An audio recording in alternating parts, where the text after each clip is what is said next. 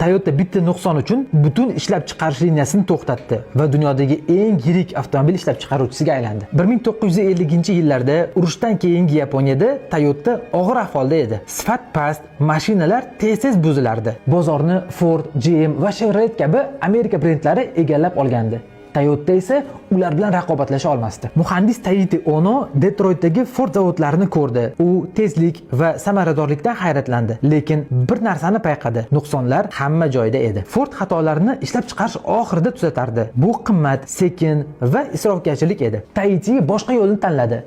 Nuqson chiqqan zahoti liniyani to'xtatish. 1951-yilda Toyota Andon Cord tizimini joriy qildi. Har bir ishchi nuqson qanchalik kichik bo'lmasin, ishlab chiqarishni to'xtata olardi. Dastlab liniya kuniga o'nlab marta to'xtirdi va menejerlar xavotirga tushardi. Lekin vaqt o'tishi bilan ishchilar muammolarni erta aniqlay boshladi. Nuqsonlar kamaydi, sifat oshdi, to'xtashlar ham kamaydi. 1955-yilga kelib Toyota raqobatchilarga nisbatan nuqsonlarini 10 baravarga kamaytirdi. 1970-yillarda neft inqirozida esa Toyota ishonchli va tejamkor avtomobillari bilan yetakchiga aylandi. Bugungi kunda Toyota dunyodagi eng yirik avtomobil ishlab chiqaruvchi kompaniya. Taxminan 400 milliard dollarlik qiymat va yiliga 10 milliondan ortiq avtomobil sotuvi. Biznes haqida shu kabi foydali ma'lumotlarni olish uchun sahifamga obuna bo'ling.